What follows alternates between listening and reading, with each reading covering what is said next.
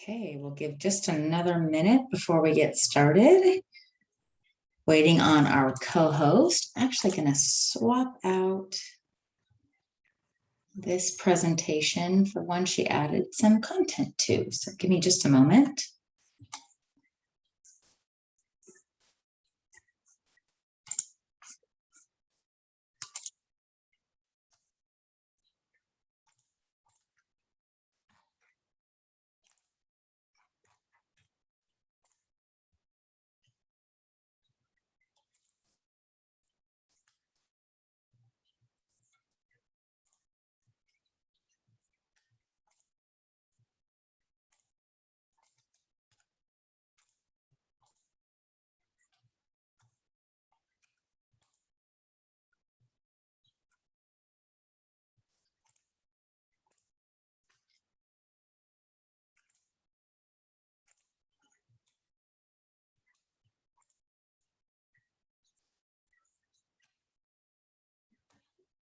Okay, it's 2 o'clock.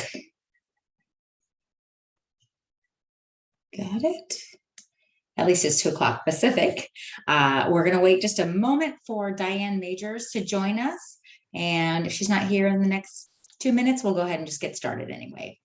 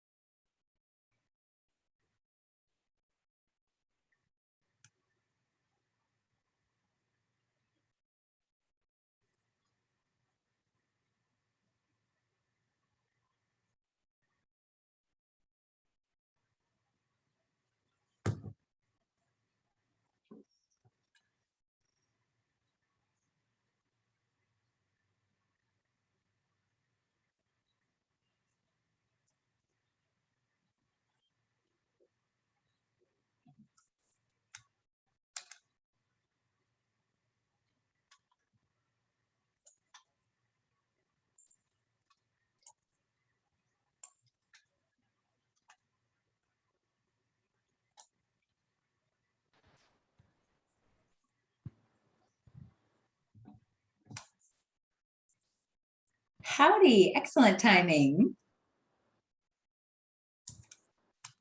Hello, everyone. Good afternoon. Howdy. Okay. You ready to kick this off? Can you see my screen, Diane? Absolutely. Absolutely. Good deal. You have your version up, so you have what you need I to. do. I am good. And I am super excited on a Wednesday afternoon when everybody's feeling that midterm time to say, am I feeling burned out yet this week? Take a little pulse on that, shall we? I think so. I think so. No, we're really happy for everybody to join us and talk a little bit about how we can deal with burnout. I can't tell you how many people that I mentor and clients are struggling with this topic so much, Melissa. It is really becoming a theme to every conversation. It really is. I just saw something come from Gallup come out about it this morning, and the connections to well-being and how we start to address this. And I was kind of perusing going, yeah, this is exactly what we're talking about today. So I think it's organizations at all levels are talking about this conversation and how do we address it, and what role do we play as managers, employers, organizations, family members to support? How do we make an impact on this? Because it's just part of our reality. Exactly right. Exactly right. So let's dig into it. Let's dig in. Okay, so one of the things that's interesting that I talk to a lot of my contacts about is that the reality is that about half of our employees have quit their jobs, but they forgot to tell their employers. My name is Melissa Ortiz, and my work focuses on creating a better world by creating better workplaces. My team at Activate Human Capital Groups helps clients identify and understand what hotspots exist around employee engagement, talent management, alignment, and profitability. And I'm here with Diane Majors, customer and employee experience expert, to discuss the role that burnout is really playing in this great resignation and really in our whole lives right now. Yeah, and I'm going to bring a view of the impact that's having to your brand, because your customers are feeling the same thing. We all can think about how it's changed a little bit out there, that things just are not the same they were. We were on this great trajectory of having great experiences. Now all of a sudden we're seeing different things. We're going to talk about that too. Yeah, it's interesting. I want to kick off with one story that I actually heard from a client yesterday afternoon. They use a lot of hire through temp agencies and then try to bring them on because it's an easier recruiting mechanism for them. They don't have the HR staff to really make that full court press. And they brought someone on, and this relates to burnout to me so beautifully, because this manager in a finance group brought a new temp employee on, stopped what she was doing, spent her whole morning training that person. It happened to be her birthday, and her manager, the CFO, took everybody in the department out to lunch to celebrate. The new hire, the temp, has a really nice lunch. She orders the most expensive thing on the menu. They have a great lunch. Things are going great. And then at some point towards the end of lunch, they realize that the temp went to the restroom and never came back. And so they're looking for this employee who's disappeared, not in the restaurant, gone. She rode to the restaurant in a vehicle with her team members and disappeared. And finally found out through the course of multiple phone calls and much worry that the team member just decided they didn't want to be there anymore. And didn't bother to tell anyone, didn't bother to check in. And so dine and dash, train and dash. And can you imagine the burnout of this poor manager who, it's on my birthday, I've spent my whole day training you, and you don't even have the respect to say thanks for lunch? There's a lot going in the marketplace that's just contributing to totally new levels. So there's so much is, yes. This webinar is intended to leverage our work on employee engagement and its impact on customer experience in the context of the massive uptick of burnout we're really seeing and reading about. And we felt that our perspectives might offer more clear and actionable insight into what creates burnout and how exactly we can address these historic levels that led us to what's being called the Great Resignation. And as we started preparing this webinar content, we came across a really good Harvard Business Review article specifically focused on burnout. And to me, it was no surprise that it was a beautifully written endorsement of employee engagement, because the vast majority of their recommendations address burnout are directly related to specific things that we do in the employee engagement space. And so I thought it was good reinforcement for what we're talking about today. And so we'll kind of move in from there. Yeah, that means we need to get to work, right? We need to get to work on how we're gonna address this. And what does that look like? Better. Yeah. What does that look like? What does that look like? Tell us in your world what's happening.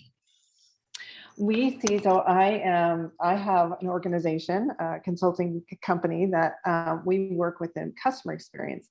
But because those two things are so closely tied, employee and customer experience, we're doing an evaluation of really what brands are doing today to engage customers in a different way, because those needs and expectations, that burnout, I'm not going to shop or buy things the same way I did before.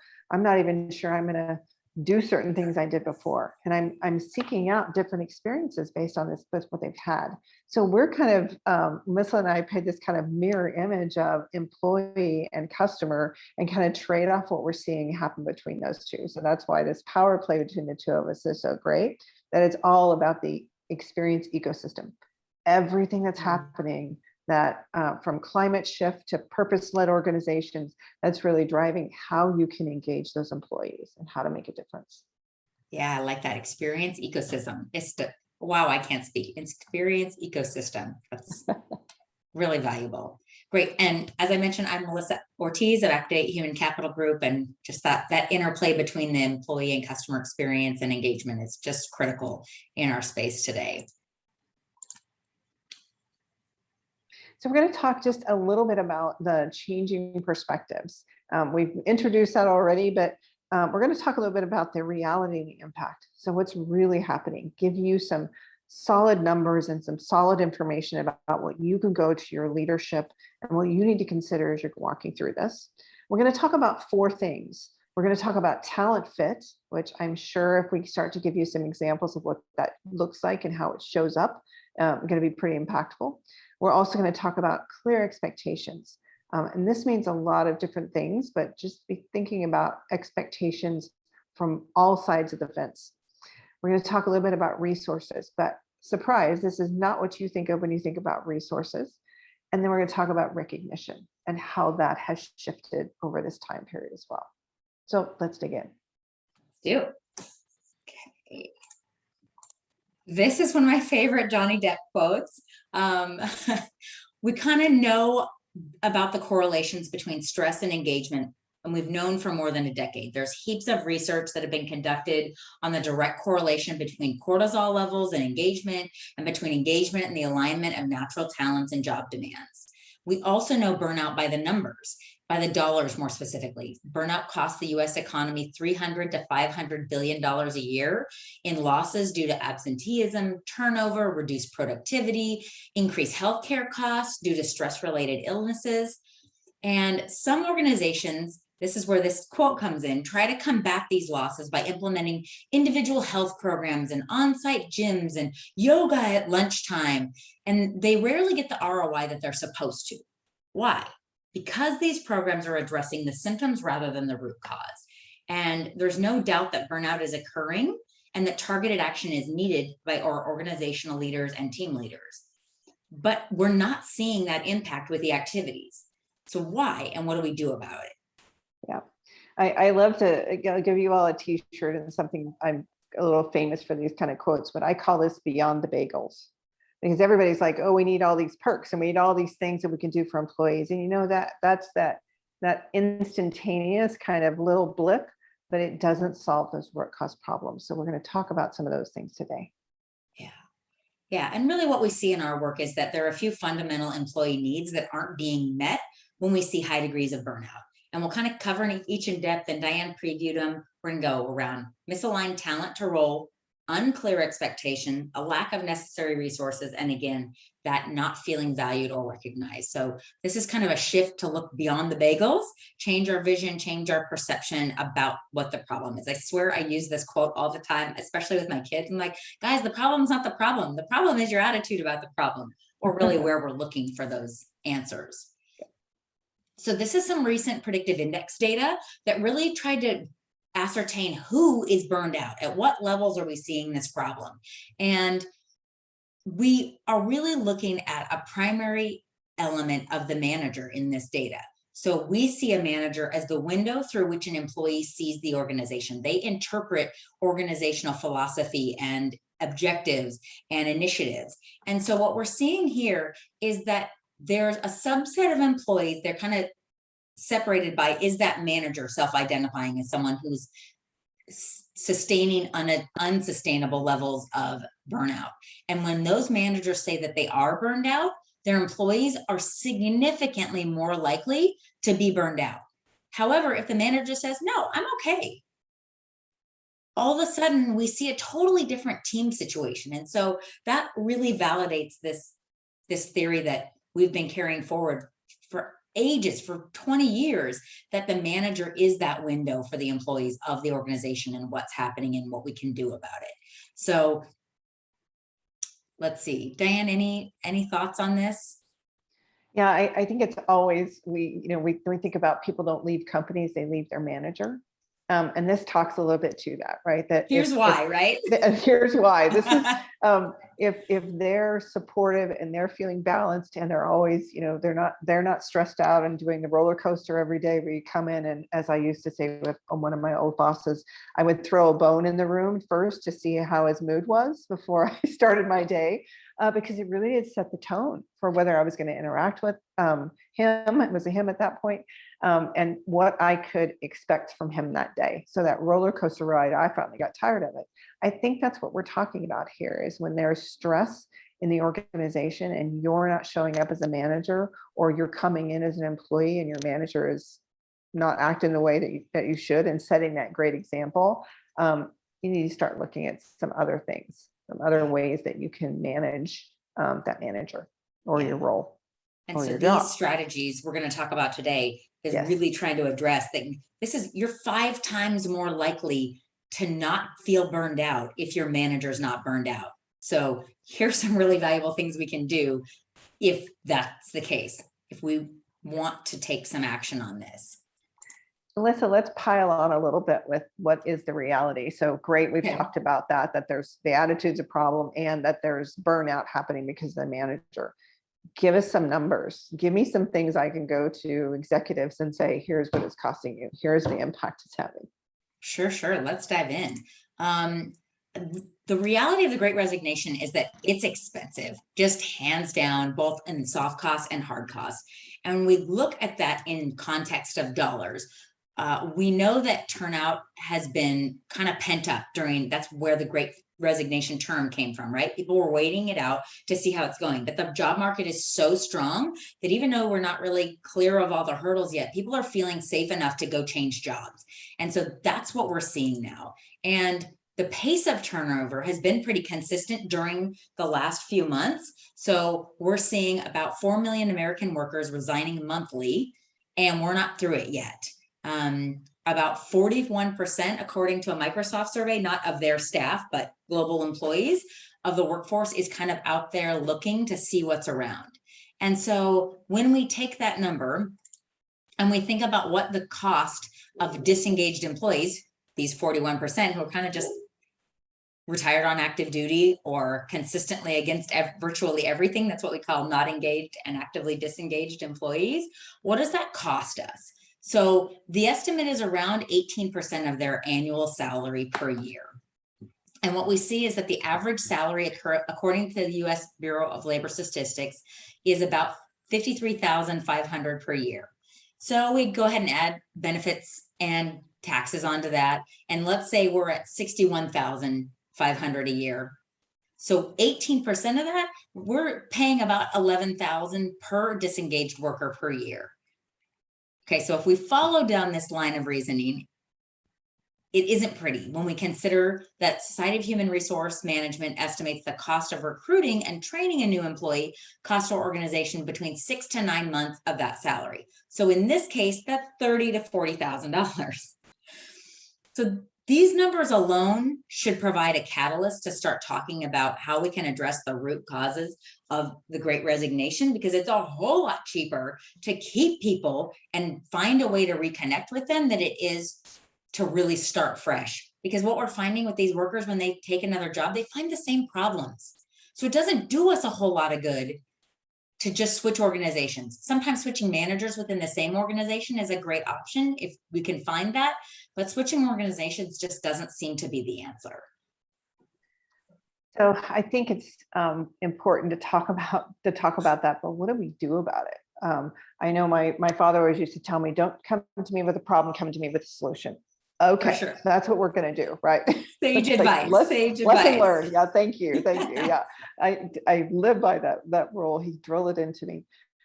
So it's not all doom and gloom. What we're really talking about is let's look at what's working.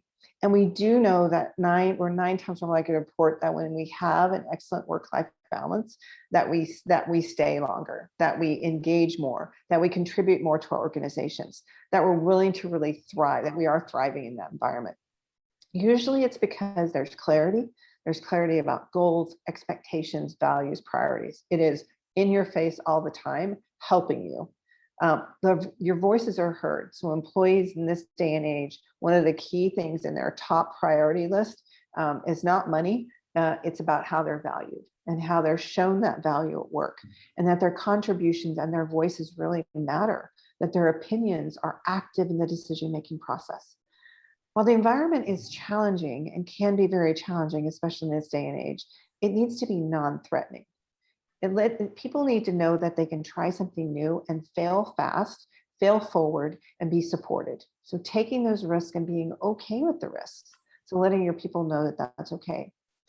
that they're managed to outcomes rather than the approach. So we want people to gauge what they're doing and how they're doing it by what's achieved, not really how they got there. It's more about using their unique talents coming to work, and not that they're feeling micromanaged. So letting people use the way that they work in order to get to that outcome, and supporting them in that way, rather than saying you have to take this path. That's the freedom. That's the individualism. That's the intrapreneurship that we're seeing this day and age. That's a new term that I just heard from somebody else about how we're building and using that entrepreneurial spirit that everybody is craving right now, and using it internally. It's giving inside our organizations. Absolutely. Exactly. Exactly. And I think then, the one you mentioned that's so valuable is there isn't a single person I've ever met that enjoys being micromanaged. Some people want more clarity of expectations, a very strong training path, and 15 check boxes along the way, but no one likes to be micromanaged. And so we have to find our way to manage by outcomes rather than manage by, tasks. That's right. That's right. And next, it's really all about being flexible, and not just work policies and work from home. We mean more about being flexible with how people approach things and the timeframes that they work under, right? I love to work late at night or really early in the morning. Anybody who knows me know I'm up like at 4 a.m. because it's my quiet time and my productive time. So letting people be flexible with how and when they work is also part of that engagement piece. So when we're talking to organizations about this, we're finding that the basic rules of engagement have changed. Lots of people are calling, Friday afternoons off. Sunday are family days. No emails, no Slack, no message. If you're found replying to a message on a Sunday, no consequences, but it's verboten. It's discouraged. Right? Yeah. It's very discouraged. And during the week, there's responsive expectations. No one's expected to be on their phone unless it's for certain things, or you can respond within a certain time frame. So setting those clear expectations, even setting aside days, like some organizations set aside, like I said, Friday afternoons or Wednesdays become project work days, where it might be a core project that needs brain time. Setting aside days where people can schedule that and know they're not going to have meetings over it and have to do brain work and then go to a meeting, go back to the brain work. That's really hard for us as human beings. So we're finding a lot more of this psychology and sociology coming into the workplace. So in our quest to really think about it, we're now going to talk about, okay, you've told me about that. Let me dive one layer deeper. So Melissa, can you take us into the talent fit? Sure. Yeah. Let's really talk about impactful approaches and how we get there. Because while it's great that some organizations have I will respond to an email within 24 hours and a text within 1 hour, those are some cadences, but we're not all in a place to put those forward. And so let's look at some more granular elements of what we can do. This is, I'm on a school board locally, and this is my email signature because I just love this quote, and especially in the context of education, but it's really no different in our organizations. Everyone is a genius, but if you judge a fish by its ability to climb a tree, it will live its whole life believing that it is stupid. And that is so much the essence of our talent conversation is, are we teeing people up to do the right work that honors and calls upon the best within them? Do we know how to do that? And so I think about actionability around engagement and addressing the Great Resignation. We know that talent alignment is the single strongest predictor of success, of engagement, of retention. We also know that the backbone of a customer experience lies in their perception of the talent of the person that they're working with when they get a person on a chat, on the line, or in person. So Diane, when you think about the importance of talent alignment from employee and customer experience lens, what comes to mind for you? I'm gonna turn it on to our attendees because I love using this technique. So I want you to think about an experience you've had where you knew that person did not want to be at that role, did not want to have the conversation with you, could care less that you were calling about your issue and was just reading the script, right? This is disengagement. This is where we all have had experiences where we see that talent fit gap. Somebody who's been in the call center who's taken 1,500 calls that day and is just like, doesn't really care about you at all, versus somebody who continually builds that engagement and knows those relationships at some point. You can feel that. And so we know that it's having an impact on customers, including people who are what we call off stage. So somebody who's developing an app right? We know if they're not engaged that that app is not going to be very user friendly because they just don't care. So there's this definite trend to having people really think about what are they doing and why they're doing it. So I want you to think about how when your employees or you as an employee are caring and providing experiences, where that's coming from. It's coming from the environment that you're in and how you're valued at work and that talent fit. And we see it so naturally at both ends of the spectrum, right? The employees who simply don't want to be there, those are loud and clear. Then there are the ones who just love what they're doing. You know, you get a great waiter at a meal, and like that person just defined service. And it kind of wakes us up. And so it's so important and valuable. And so often we just get mediocrity, right in the middle. They're just going through the motions, but both ends of the spectrum really get our attention often. So if we What do we do? know that it's an issue, why aren't we doing more about it? Yeah. If I'm in a place where I could affect talent alignment for my team or my organization, what can I do is kind of the next element here. So what do we do, right? What do we do? Tell us a little bit about that action plan around this. This is some Gallup data that I think is really compelling in this space. So they took a random sample of 2,000 employees and they got a sense for stress levels as it relates to talent alignment. So what we see here is that 20% of 2,000 employees who were surveyed reported high levels, unsustainable levels of stress. And what's interesting to me is if we look at a subset of employees through the talent match, where they say, my talents are perfectly aligned with my role, what we see is a massive, drastic difference. We see that only 1% of employees feel that they're experiencing high, unsustainable levels of stress. Like, to me, this data just blows my mind. What can we be doing that can impact this? Because that affects all this huge domino effect in the rest of our lives. It affects our ability to go home to our families with more energy. It affects our abilities to thrive at work and contribute more of that entrepreneurship, new ideas, better services to our customers. This data just really blows me away. It's an amazing set if you look at it and really think about what either your employees or you as an employee are doing to get this antidote for what is causing the stress. And we've already given you a few examples of that and the impact. So now let's talk a little bit about another criteria and another opportunity that we can look at. And that's really this expectations, some clear expectations about what we're doing. If you read the next slide, I think the next slide, yeah. If you take just a second to read this, it's very interesting if you put yourselves in the shoes of somebody who's looking for a role. Small wages, bitter cold, no thanks, no thanks. Long months of complete darkness, pass. Constant danger, safe return doubtful, honor and recognition in case of success. Only if we're successful, yeah. But there's really something beautifully honest about this. Like they didn't want people who weren't adventurous or didn't want people who are willing to take risks, right? So setting people up for the right expectations can say, okay, at least I know what I'm in for. When you take a step back, it's really effective. It's like sorting out those potential candidates out of the running, people who are not going to be a good fit and are clearly don't understand the expectations. So I think we could learn a lot from Mr. Shackleton, who wrote this one, and his adventure had no room for the faint of heart, and he made that eminently clear in this work advertisement. What this can teach us about creating great experiences from the recruiting phase through onboarding and getting team members up to speed. Melissa, what does this help us do? I just love this, right? It's let's be clear. And I think that's something we just don't talk enough about in our personal and professional relationships is what are your expectations? What are the timelines? What is the outcome we're really working towards? And if we really look at the data from the last slide, we're working towards getting the right people in the right bus in the right seats. And that's no different than it's ever been, but there are better tools today than there ever been. And as we think about that expectations,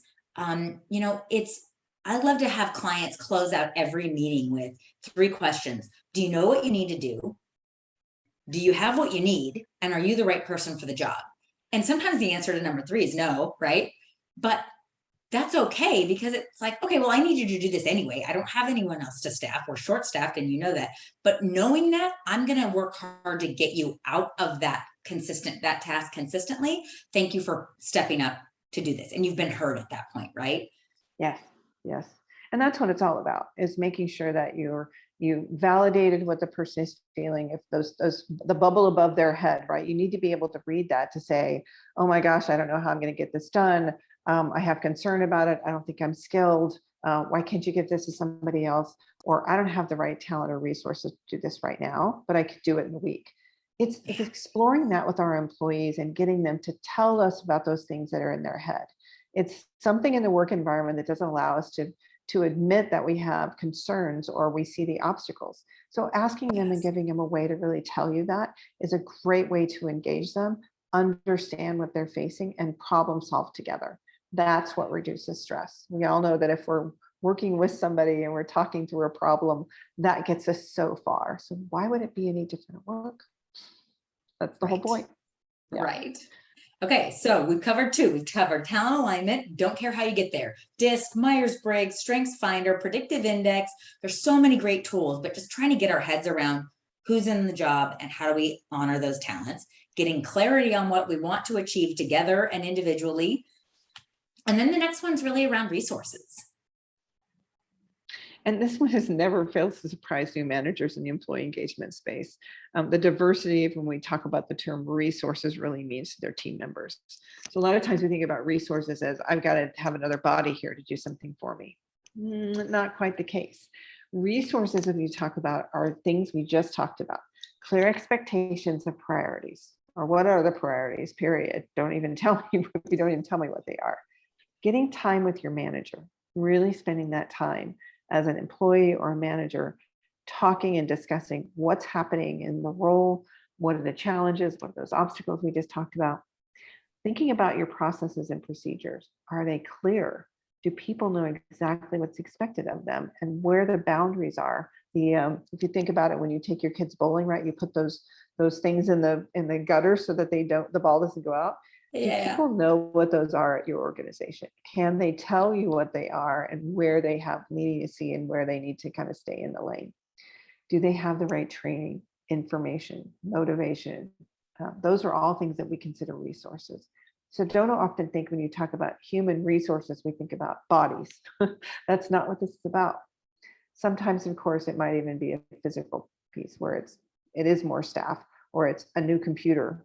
You've got one that's archaic. An additional monitor in my home office, right? Something. And yes. Yeah. And I do make a difference. I think in the resources space, what we don't give enough respect to is the role of the manager as a coach. You know, we give a lot of respect in the sports industry around the value of the coach, but we don't give that same respect to people managers. We kind of treat them as working supervisors sometimes. They're working and they're helping other people do work. But when you have a manager that's really performing, that person is really looking at every individual talent, how to put those talents into play on the field, which is at work in our field, right? And just coaching that person to higher levels of performance, challenging them to higher levels. And that's where often the resources conversation comes in. Okay, what's standing in the way? What barriers are we experiencing? Yeah. And I'm going to put that same caveat on this next term that we're going to talk about, recognition, that it's not always what you think it is. So Melissa, you want to share? I use this quote so often because to me, it encompasses everything about employee engagement. We all want to be valued members of a winning team on an inspiring mission. And even people that self-identify as not competitive, winning is fun, right? And when you're on a mission that's valuable, that matters to you, a lot of the other stuff, compensation, benefits, working conditions, a lot of that just dissipates because you're doing something that's so meaningful. And so when I look at it through the engagement lens, it really is one of the ways that we help our team members avoid burnout. And I typically connect it to engagement basics around, recognition needs to be personalized, specific, and timely. One of the items in our engagement survey is my manager makes me feel that my job is important. That's one element of recognition that your contribution is valuable, valuable and meaningful. And flexibility is also a form of recognition, right? I see that you have 2 young children and that your mornings between 7 and 8:15 are total chaos. And we all start at 8, but I know you're going to get to your computer at 8:30 and we will see you then. And just, sometimes that means for working parents that catch up in the evenings is fine. And so finding ways to allow for that flexibility where it needs to be and hold people accountable for the outcomes we care about. I think this whole recognition piece is about recognizing the human and the emotion and what people are going through. Because I think if you recognize those things and not just recognizing their work, that to your point about letting somebody do something a little bit different, that can go so far in making people feel like you see me, right? You see me, you understand me. People are willing to work for managers that have that vibe way more than they are the people who are just like, hey, you did a great job today, right? Empty promise. Yeah, because that's kind of a 2-part thing, right? You are valuable personally, and your approach is unique and helpful. And the contributions you make, the role in its kind of essence has value to the organization. And those 2 pieces together are just so meaningful to people. Absolutely. All right. So if on the other hand, you're not in a place where you think you can really affect this alignment or natural roles to talent, let's talk about what you can do for yourself. Yeah. Thinking about your own role, even if you're a manager or your employee or your leader, all of these things apply. There are 4 surefire ways to address that feeling of being overwhelmed, burned out, this antidote to burnout we talked about. Melissa, you want to walk through these and dig a little deeper? Yeah. So if we're feeling the blah, these are some questions we can really ask ourselves and maybe have our family, friends, or team members coach us around. So if we need to be asking ourselves if there actually is misalignment between our natural talents and the demands of my role. And if that exists, maybe we really need to get clear on how I might be able to either approach the role differently, kind of a strengths-based approach to getting the work done, or if I need to be looking to repot myself. A client of mine uses the term repotting people to help put them in a place where they can bloom and thrive. The next is, am I clear on what's expected of me? And the moment we ask ourselves that, there's kind of this like sense in your gut, like, I have no idea, or yeah, I know it's expected, but it's totally unrealistic. And I don't know the priorities of how to rank things. So I can start executing on the things that are most important, right? The next is, do I have what I need to be successful? And if not, how do I get really clear on asking professionally for those things? Because I see a lot of team members gripe about, I don't have the resources I need. Like, well, have you asked? Have you asked in a professional way that says, look, the research indicates that people with 3 monitors are 20% more productive than those with only 2. And I really think that based on the amount of spreadsheets, and then I'm pulling those into PowerPoints, and that work I'm doing could really benefit from more digital space. Right. And then the last one is, does my manager make me feel that my job is important and that my contributions are valuable? And if no, our job is to go to our supervisors and ask, what could I be doing that would be adding more value? I feel like I'm working hard, but I'm not sure I'm making the impact you want me to make. And that can open up some really valuable conversations that are hard for a manager to start, but eminently valuable to both you and your supervisor. So Diane, how do you interpret these, and what value do you want to add to these? I believe that this is part of developing new muscles in this new age. So everybody's talking about, I want to grow and I want to have new skill sets. Figuring this out and making sure that you know what's expected of you and how you fit in the environment you're in, and also how your leaders and your managers, what they're doing and how they're impacting where you are. All of those things need to come together. So asking these questions is a bit of introspection we really want you to have, because nobody in this day and age, in this age of resignation and burnout that we're talking about, can wait for that to happen. The bubble's going to pop at some point.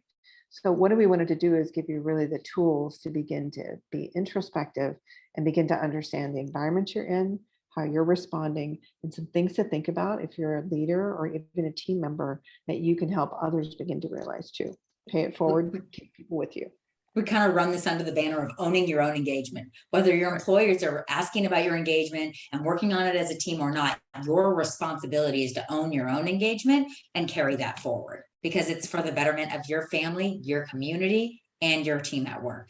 So I hope you have a bit of a different lens on what the real problem with burnout is at this point. If you'd like to continue the conversations with one of us, we'll post our contact information, and would really look forward to having conversations. So there are a couple different ways to get started. If you want to help understand where you are and where you can go from here, we've got talent-based hiring and kind of realignment tools through Predictive Index. We've got a team alignment process, small team engagement element, which can really help. Just, a team of 10 wants to get a pulse on where we are and what we should be working on. Organization-wide engagement. Sometimes it even goes as far as executive resumes to say, I'm not adding what I can here, and maybe I need to be in a different role, and repositioning those. So we really look forward to the conversation, because we know that when we create better workplaces, we have the ability to create a better world.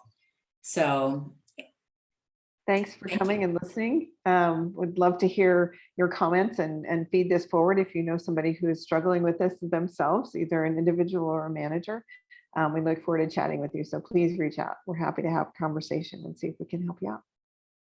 Thanks all.